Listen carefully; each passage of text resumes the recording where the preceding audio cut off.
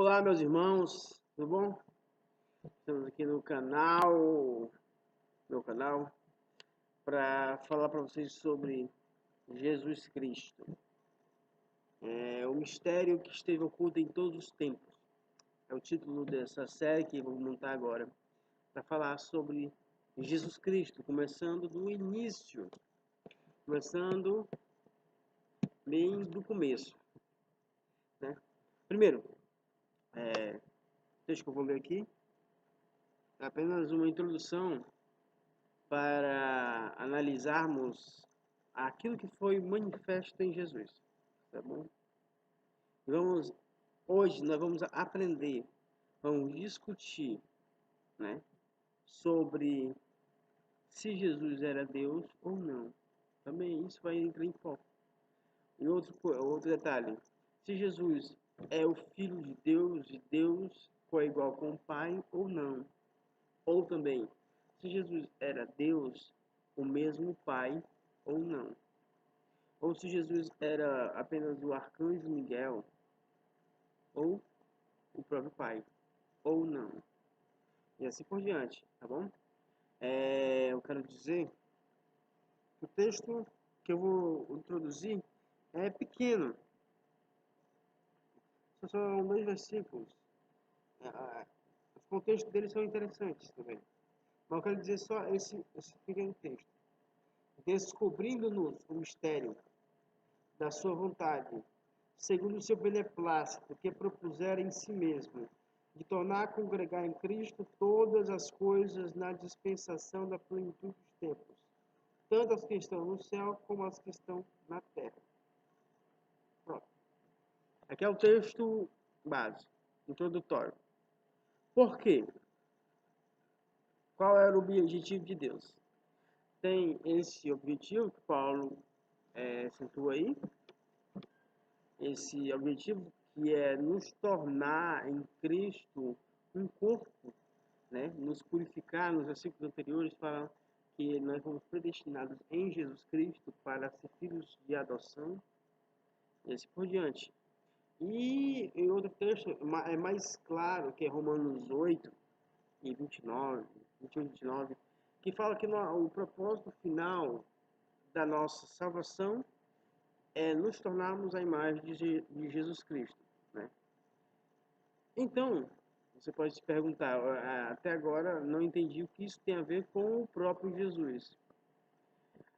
Jesus não veio na Terra para se apresentar, se aparecer, primeiro ponto, certo? Ele veio para cumprir um propósito, para cumprir uma ordenança, certo? E aqui nós vamos entrar em 2 aspectos interessantes. Primeiro, Jesus era filho de Deus desde a eternidade, como diz os trinitarianos, certo? Ou se ele se tornou filho a partir do nascimento dele. Vamos lá.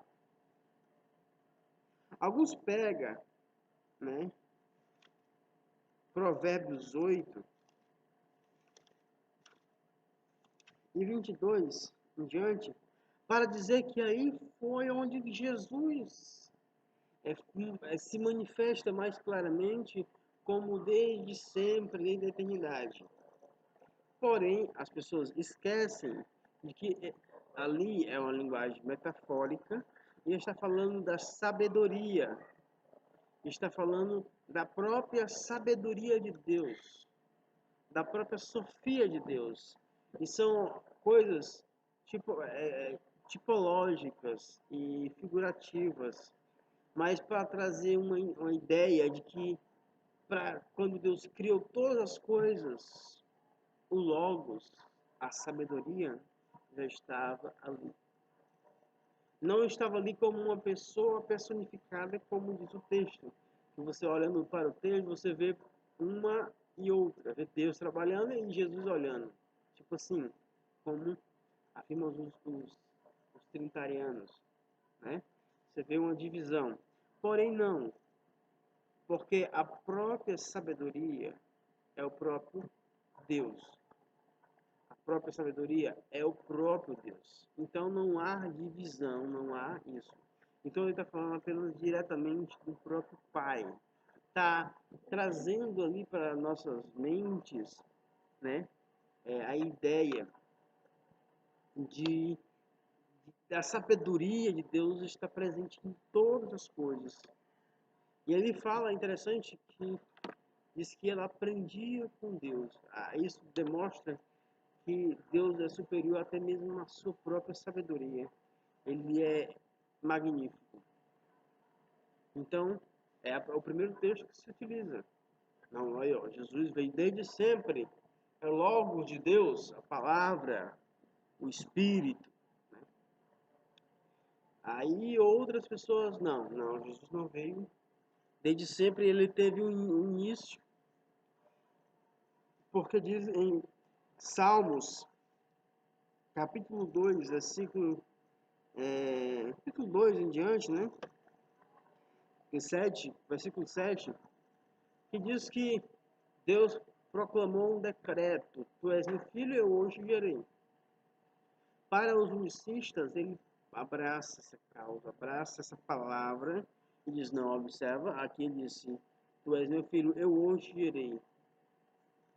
E logicamente, cronologicamente, você observa que aconteceu de Jesus nascer 2000 anos atrás, né?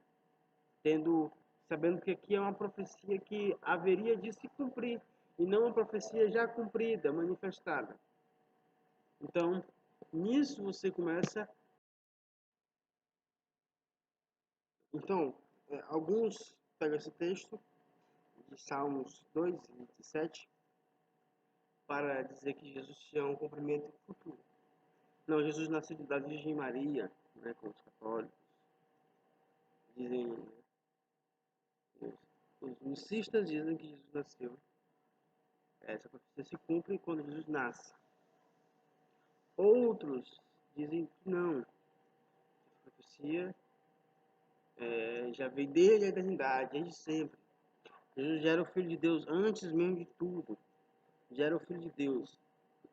Há uma contradição clara entre todas as doutrinas existentes. Qual dessas doutrinas podemos dizer assim, correta? Vamos tirar as conclusões depois. Então, diz esse versículo aqui dizendo que Jesus tinha nascido. Porém, os escritores do Novo Testamento relacionam esse texto não ao nascimento virginal de Jesus, mas à sua ressurreição. Trata desse texto falando da sua ressurreição dos mortos e não do seu nascimento virginal. Isso demonstrando dizer que tu és meu filho, eu hoje te gerei, não é quando Jesus nasceu da Maria, mas quando ele foi ressuscitado entre os mortos. Por quê? Porque filho de Deus é igual a Deus plenamente. Jesus era filho de Deus, de fato, né? Porém, ele ainda estava debaixo da velha criatura. E aí, quando ele morre e ressuscita, ele nasce de novo.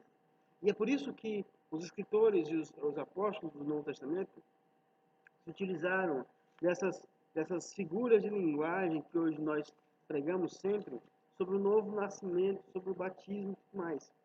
A partir da ressurreição de Jesus. A partir da ressurreição de Jesus é que nós temos esta conclusão.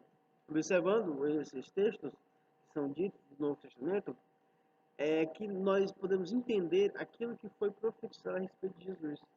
E esse texto não tem nada a ver com Jesus ter nascido antes da eternidade ou de Maria. Não tem nada a ver. Os dois textos, as duas ideias, tanto trintário como unicista, estão equivocadas nesse sentido. Equivocadas por quê? Porque não foi assim que os autores da Bíblia, ou os autores do Novo Testamento, os apóstolos, interpretaram. Eles viram diferente. Eles viram com outro olhar, uma perspectiva distinta. Alguém pode dizer. Mas onde é que está isso, irmão? Nunca vi isso na Bíblia. Vou procurar aqui para falar para você. Vejam só aqui. Ó. Atos 13, versículo 32, observa. E nós vos anunciamos que a promessa que foi feita aos pais, a promessa que foi feita aos pais, quem são os pais? Abraão, Isaac e Jacó.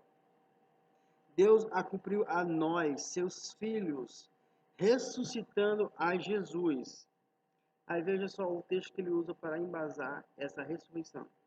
Como também está escrito no Salmo 2: Meu filho és tu, hoje te gerei. Observa. Porque ele relaciona a ressurreição, não relaciona ao nascimento de Jesus, mas sim à ressurreição, né?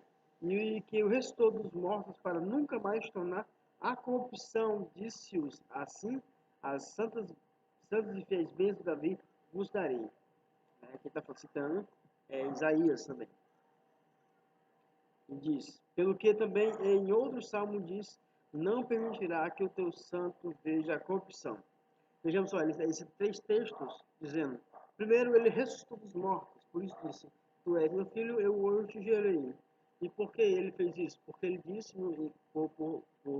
por Isaías, que iria dar a ele, daria a nós, né, todas as bênçãos de Davi, por meio dele. E no outro verso, no 35, ele fala, dizendo, não permitirá que teu santo veja corrupção, ou seja, não permitirá que teu santo se decomponha, pereça, se aniquile, certo? Então, ele nunca mais vai morrer, venceu a morte. Então, nós observamos aqui esta conclusão dos apóstolos, contrariando inteiramente a visão de muitos dos nossos intérpretes da Bíblia, né? Então você pergunta, mas Jesus é filho de Deus a partir deste momento, plenamente, você observa que sim. Nós somos filhos de Deus? Sim, mas como? Em esperança. Em esperança somos salvos. Por que essa expressão? Por causa da nossa condição humana ainda presente em nós. Porque ser filho de Deus significa participar inteiramente da mesma natureza de Deus. Jesus, quando ressuscitou, o seu corpo se tornou um corpo diferente dos corpos normais. Ele atravessava a parede, ele flutuava, voava. E poderia fazer muitos outros sinais que não estão ditos na Bíblia, porque ele se tornou co-igual com Deus. Ele se tornou, interessante essa expressão, ele se tornou co-igual com Deus. Alguém pode dizer, não, isso aí é errado. Porque Jesus é Deus, ele não se tornou co-igual, ele é co-igual desde a eternidade, não. Ele fala que ele se tornou a partir daquele momento. Por que eu digo isso? Porque Jesus era um homem como nós, como todos os homens. Vejamos, todos os profetas, quando fala dele, fala de um homem, fala de um servo que Deus escolheria. E todas as profecias para ele falam que ele era um homem. E é por isso de tanta contradição com o judaísmo. O judaísmo não acredita que Jesus é o Cristo, porque para a visão cristã, Jesus é Deus.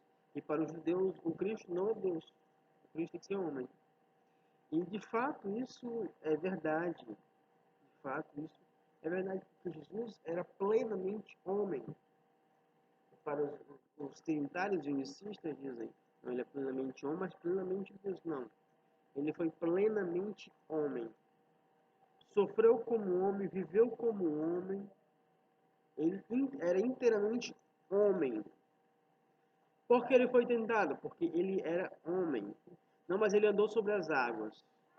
Certo?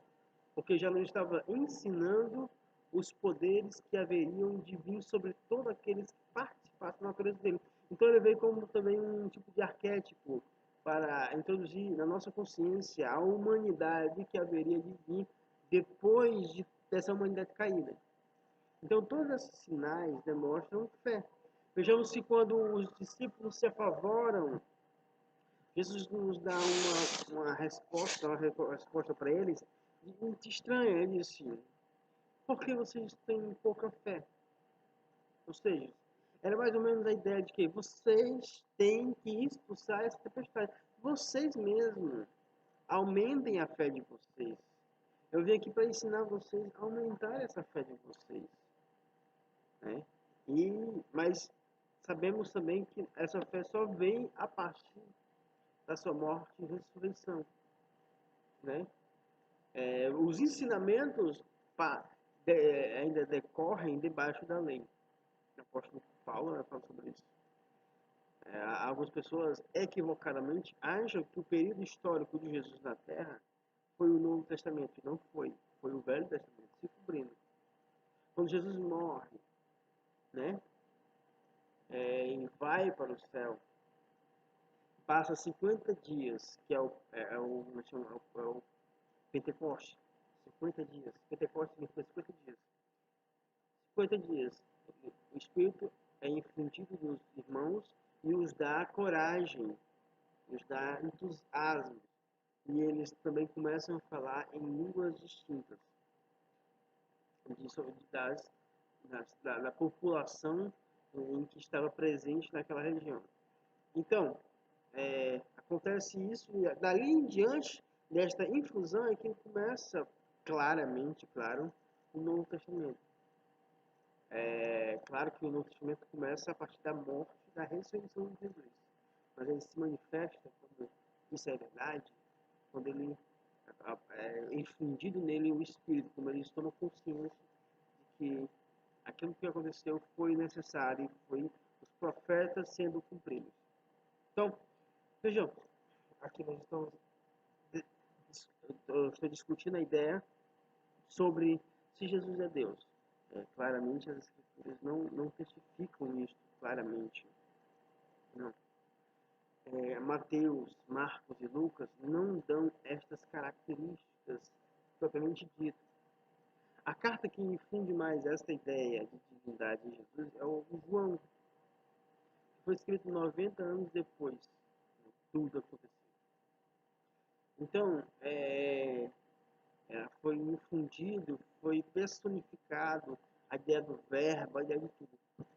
Mesmo assim, você observa que as citações que é ditas em João não é exclusivamente para Jesus. Porque, observando bem, ele diz, eu e o Pai somos um. Mas quando ele explica essa expressão, ele diz, olha, não está dito na lei, vós sois deuses? Observa. João 10 e 30 em diante, observa. Eu e o Pai somos um. Aqui há um momento de conflito entre os judeus querendo apedrejar porque ele se colocou igual com o próprio Pai, com o próprio Deus. Aí, né, os judeus se levantaram contra. E esse texto também é motivo de muito debate hoje em dia. Tanto para a afirmação que Jesus é Deus e coigual com o Pai, como para a afirmação de que Jesus é Deus e é o próprio Pai. Porque diz, eu e o Pai somos um. Então os judaístas apegam a isso e dizem, não, Deus e Jesus é a mesma pessoa.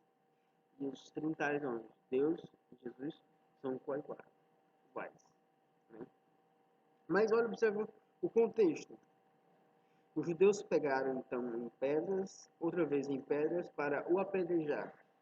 Respondeu-lhe Jesus, tenho-vos mostrado muitas obras boas, procedentes de meu Pai. Por qual dessas obras me apedrejais? Os judeus responderam, dizendo-lhes, não te apedrejamos por alguma obra boa, mas pela blasfêmia.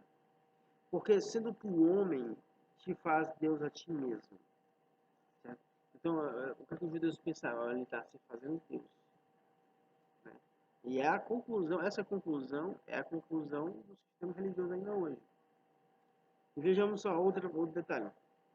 Respondeu-lhe Jesus, não está escrito na vossa lei? Eu disse, vós sois deuses, pois se a lei chamou deuses a quem a palavra de Deus foi dirigida, e a escritura não pode ser anulada, aquele a quem o Pai santificou e enviou ao mundo, vós dizeis blasfemo, porque disse, sou filho de Deus? Ou seja, ele não estava dizendo que era co-igual com Deus ou que ele era o mesmo Deus. Não. Ele estava dizendo que estava participando da mesma natureza de Deus, né? Mas isso, claro, de forma diferente da nossa participação dessa natureza. Por quê? Porque entra aqui um detalhe. Porque em Jesus habita corporalmente toda a plenitude da divindade. A gente entende melhor essa expressão quando vamos para Ezequiel 43. Por que Ezequiel 43? Porque é nessa profecia que essa ideia surge de forma tipológica no Velho Testamento. Porque todas as escrituras testificam exclusivamente de Jesus Cristo.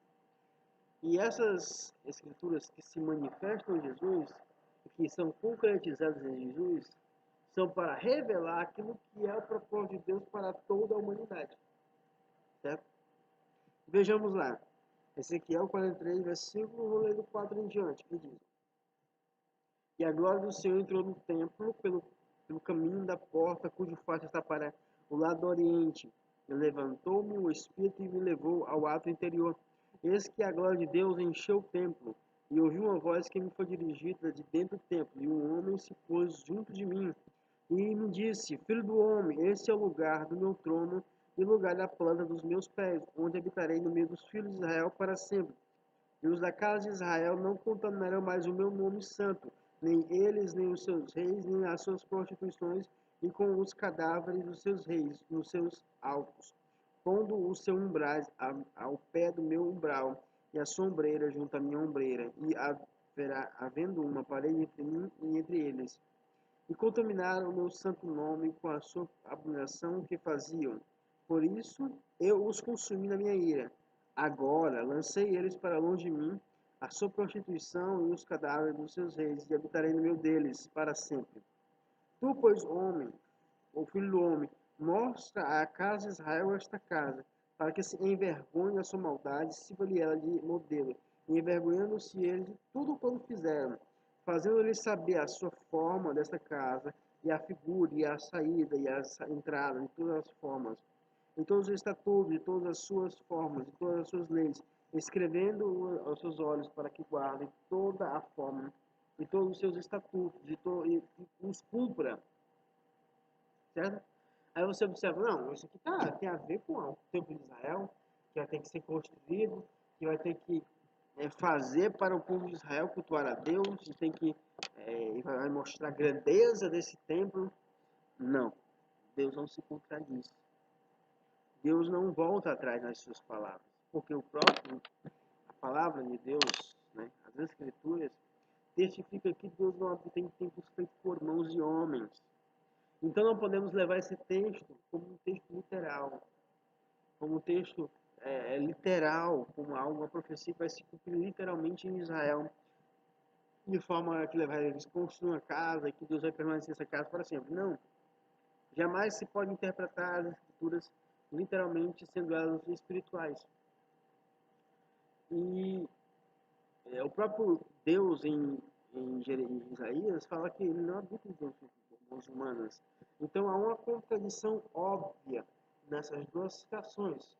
Ou ele mora ou ele não mora. Mas o que aqui está dito? Ele está dito que em Jesus habita corporalmente toda a plenitude da divindade. E nós sabemos que Jesus mesmo disse: Eu sou o templo. Porque ele disse: Em 3 dias eu verei esse templo. Em 3 dias eu o edificarei. Entendeu? Então, Jesus é o próprio templo onde Deus habita corporalmente, onde ele decidiu colocar as plantas dos seus pés e colocar o seu trono, onde ele quis morar. É por isso que Jesus é o cabeça de todos os homens. Mas como o primeiro texto que nós lemos diz que Jesus está sobre todas as potestades, todas espirituais, todas. Todas elas estão sob o domínio de Cristo. E nós estamos em Cristo. Nós somos coligados a Ele. Quando eu estava analisando essa ideia, quando eu estava estudando sobre isso, só me veio a ideia de que Jesus era uma casa e que nós adentramos adentro dele e participamos também do mesmo ambiente onde ele é. E outras figuras que os apóstolos utilizam é que nós somos pedras vivas, família de Deus, são as linguagens metafóricas para dizer que nós compartilhamos da mesma natureza de Jesus, pela fé nele. Então, isso destrói bastante toda a ideologia cristã de todas as raízes teológicas. Por quê? Primeiro ponto, porque não dizemos que Jesus é Deus, certo? Jesus não é Deus. Quem é Deus? É o Cristo. O Cristo é Deus, mas Jesus não. Mas você pode se perguntar, mas não são a mesma pessoa? Não, não. Cristo é a expressão para se traduz como ungido, ungido com óleo, é a expressão do Velho Testamento.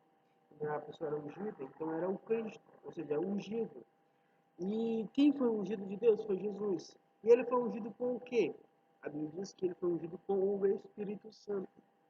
Ou seja, ele foi ungido com o Espírito Santo. Ele foi cheio do Espírito Santo.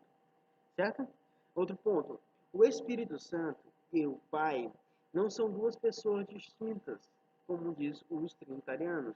Os unicistas, nessas perspectivas, estão mais corretos, porque acreditam-se que o Pai e o Espírito Santo são a mesma pessoa. E de fato é a mesma pessoa, não existe um Espírito Santo à parte do Pai. São o mesmo ser, são interligados, são a mesma coisa, certo? Não se divide. Então, o que isso quer dizer? É que o próprio Pai, o Deus eterno, ele decidiu habitar corporealmente em Jesus Cristo. Aí você pode se perguntar, mas isso aí não é a unicidade? Não, porque a unicidade faz de Jesus um só com Deus. Aqui não, há um processo. Há um processo. E esse processo é para nos trazer à consciência a mesma coisa que acontecerá com todos os homens. Porque Jesus veio também como uma forma tipológica para a gente aprender a partir da revelação do que haveremos de ser. Então, Jesus é completo é, é, pelo Pai, é completo, cheio. Deus habita nele corporalmente. Então, ele passa a ser o cabeça de todas as coisas. E isso é interessante porque quando o apóstolo Paulo, em Coríntios 15, versículo 24 em diante, fala que todas as coisas Deus, o Pai, sujeitou debaixo do Filho. Mas a única coisa que está excluída dessa submissão a Jesus é o próprio Pai. Isso é claro que para os unicistas é impensável. Para os unicistas, isso é impensável, é incalculável, é inconcebível, porque o Pai e Jesus são a mesma pessoa. Mas as Escrituras testificam ao contrário, certo? Então, esse Pai habita corporalmente nesse Filho. Algumas pessoas poderiam dizer, então como é que é isso? Ele está no canto, está no outro? Não, Deus é. Da mesma forma que Cristo é em todos, porque observamos bem Jesus, o apóstolo Paulo e os apóstolos sempre colocaram figuras para tentar introduzir nós uma ideia. O apóstolo Paulo fala sobre uma videira, uma figueira, e uma outra espécie de planta, né, que é enxertada nela, não sendo da mesma planta, mas é enxertada. Então ela passa a se alimentar dessa. E assim ela vive, assim ela passa a viver. Assim, todos nós não somos da mesma natureza de Deus, mas porque participamos de Cristo, cremos em Cristo pela fé, fomos salvos em Cristo, nós com Ele nos comungamos em um mesmo Espírito, então nós tornamos um. E assim nós começamos a viver por Jesus. É o que o apóstolo João disse, que nós vivemos por Jesus, lá na sua epístola, né? Nós vivemos por Jesus. Ele é a nossa vida. Ele é a nossa vida. Então nós vivemos nele. Então, O que ele é, nós somos, naturalmente. Então, o que acontece? O Espírito de Deus que está plenamente em Jesus é compartilhado com todo aquele que crê em Jesus. Como? É como essa figura que o apóstolo Paulo coloca, de uma árvore brava, de uma oliveira boa, é botada a planta, e ela passa a se alimentar daquilo que a outra se alimenta. Então, outra forma tipológica que o apóstolo Paulo diz sobre isto é que Deus é o cabeça de Cristo, ou seja, Jesus se alimenta de Deus e nós se alimentamos de Cristo. E assim, nasce esse vínculo. Porém, há um detalhe interessantíssimo que o apóstolo Paulo ele faz a gente refletir, que ele diz que no final de tudo, que quando todas as coisas estiverem cumpridas e o último inimigo for destruído, que é a morte, é claro que vai ser destruído não por Jesus, mas vai ser destruído em nós por Jesus. Então, quando a morte for destruída, o próprio Filho se sujeitará a Deus o Pai. Ou seja, vai devolver a Deus o Pai o reino. Mas as expressões e as ideias todas do Velho e do Novo Testamento é que fala que Jesus reinará para sempre. Para sempre. Mas observamos só que nós fomos chamados por Ele para reinar juntamente com Ele. Então, para reinarmos com Ele, Ele precisou dar o reino. Porque na figura de Daniel, Daniel vê o homem descendo das nuvens e vai adiante do tribunal, onde está o ancião de dias, que as pessoas que estão ao redor fazem com que ele chegue lá presente. O ancião de dias pega domínio, a honra, a glória e dá para esse varão, né? E lá na frente o anjo diz o seguinte: não, aí significa que o povo santo receberá o reino. Ou seja, não estava falando de um homem que ia na frente, certo? A visão estava falando de um homem, mas literalmente está falando de uma comunidade, está falando de um povo que vai receber a honra e a glória, o reino de Deus. E esse é o povo santo, a igreja de Deus, certo? Então, em Jesus nós vemos essa figura, ele recebendo para nos dar. Então, quando ele devolve esse reino, isso me faz perceber uma coisa interessante, que ele devolve para que Deus seja tudo em todos, é o que o apóstolo Paulo disse. Ele devolve o reino para que Deus seja tudo em todos. Ou seja, aquilo que Deus é em Jesus, Deus será em todos os homens. Deus será em todos os homens e mulheres no mundo. Certo? Aquilo que Deus é em Jesus, corporalmente, ele será em todos aqueles que se unificaram a ele. Será tudo em todos. Ou seja, Deus estará em todos corporalmente. Né? Primeiro ponto interessantíssimo para isso, outras explicações. Ninguém é imortal no universo. Ninguém é imortal. Ninguém. Ninguém é imortal. Certo? Nem anjo, nem inferno, nem tempo, nem qualquer outra criatura. Ninguém é imortal. Nada é imortal. Alma imortal? Mentira, não é. Por quê? Porque fala que Deus, o Pai, é o único que tem a imortalidade. E fala que nós somos salvos porque receberemos a imortalidade. Então, se nós receberemos é porque nós não temos. Não, né? Então, isso explica tudo. Então, essa imortalidade vai vir com um corpo. No capítulo 5 de 1 Coríntios, de 2 Coríntios, o apóstolo Paulo desenvolve uma ideia de que nós, mesmo que deixemos esse tabernáculo, essa casa terrestre, que é isso aqui, corpo, nós temos de Deus um edifício não feito por mãos de homens, ou seja, não é de gênesis humana, é um corpo celeste. Isso também explica a ideia de que no céu não entra nem carne nem sangue. Isso também desmistifica alguma coisa do sistema que diz que os corpos ressuscitarão das tumbas, né? Deus vai pegar todos os corpos que estão repartidos no meio do mundo, vai fazer os corpos de novo. Não precisa, porque Deus não vai usar aquilo mais. O que nós vamos usar é aquilo que Deus é. A própria natureza de Deus será um corpo para a gente. Nós teremos um corpo de luz, um corpo de glória, um corpo imortal.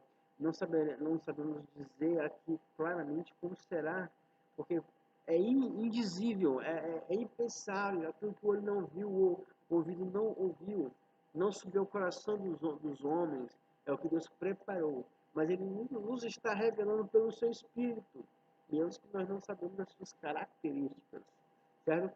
Vai ser, mas nós podemos tirar algumas ideias do corpo de Jesus quando ele aparece no Apocalipse. Vejamos seus olhos vermelhos como chamas de fogo, seus pés reluzentes como latão, né? E assim por diante, vai dizendo uma coisa, você observa, estranho, mas muito poderoso. Então é mais ou menos esse tipo de corpo que a gente receberá de Deus. É esse tipo de corpo, um corpo de glória de Deus, certo? Esses todos que participarão do sacerdócio eterno, né? É, esse é outro tema, mas vamos ainda passar um pouquinho, porque no Apocalipse, aqueles que ressuscitarem dos mortos farão parte dos sacerdotes. Aqueles que não ressuscitaram, ressuscitarão depois do milênio, né? Não fala nada sobre eles, que eles vão participar desse mesmo coisa, porque fala que os que ressuscitarem depois da ressurreição, a primeira ressurreição, eles é, terão ainda a possibilidade de passar pela segunda morte, ou seja, a destruição total da existência. Isso demonstra que a primeira ressurreição fala dessa transformação inteira do corpo. Mas vamos lá, sem fugir muito do tema principal. Jesus é filho de Deus. Jesus é filho de Deus, assim como todos nós somos filhos de Deus. Não, mas Jesus veio direto de Deus para Maria. Não, Jesus veio, ele nasceu de Maria, da mesma forma como Adão nasceu do pó da terra. Mas não haveria mais necessidade de Deus se utilizar de pó da terra, porque já tinha uma obra criada, que era o homem. Antes precisou de um pó, de uma essência, para ser criada, formada um homem. Mas depois não precisou mais de nada disso, porque já estava formado. Ele apenas se utilizou de um corpo de uma mulher, né, que foi, ele educadamente pediu sua permissão, entre aspas, né, que Deus não precisa pedir permissão, mas ele disse que a Maria ia ter um filho, mas ela disse, seja feito conforme a tua vontade, dando totalmente acesso, né, a seu corpo, né, como um vaso, uma pessoa obediente e tal. Então, aconteceu que Jesus nasceu, e o apóstolo Paulo o chama de segundo Adão. Segundo Adão, ou seja, Jesus é o segundo Adão. Qual a diferença do primeiro Adão e o segundo Adão? O apóstolo Paulo também diz que o primeiro Adão é da terra, o segundo é do céu. Então, isso já define. O primeiro Adão da terra, o segundo do céu. E é por isso que nós fomos chamados de segundo Adão, para ser mortos para o primeiro Adão, que é que viveu num estado de rebeldia de Deus, no segundo de uma inteira obediência. E por isso se tornou sacerdócio desse grande Assembleia Universal. Então, Jesus, o Filho de Deus. Hoje nós falamos aqui sobre Jesus ser o Filho de Deus, e essa é muito importante. Em outros vídeos que nós vamos fazer, vamos falar sobre o Cristo, abordar mais claramente essa ideia sobre Jesus ser o Cristo, porque as pessoas não entendem. Eu dei uma palhinha aqui, a ideia de Jesus ser ungido, mas vamos desenvolver essa ideia em outro vídeo. Vamos mostrar que essa ideia, dentro do contexto geral, dentro dessa enorme plataforma universal que é a igreja, como é que funciona essa ideia de Cristo, né, em Jesus e na sua igreja. Então, espero que vocês tenham compreendido até aqui. Né? Se vocês quiserem algumas referências para embasar o que foi dito aqui, eu posso dar várias referências do Velho e do Novo Testamento. Tá bom? seu pedido. Então, mas que vocês reflitam, pensem sobre isso. Não simplesmente aceite ou não simplesmente critique, mas analisem cada ponto, analise com sinceridade, sem hipocrisia, sem ser dono da verdade, simplesmente como sábios. Aí você pode julgar, quem sabe você pode acrescentar alguma coisa que eu não tenho discernido, tá bom? Porque eu não sou o dono da verdade, eu sou apenas uma pessoa que estuda e que chegou a uma conclusão. Mas você pode também, porque Deus não está morto. O Espírito Santo de Deus ainda está vivo e está convencendo o homem do juízo da justiça, tá bom? E de tudo mais que se relaciona à sua pessoa.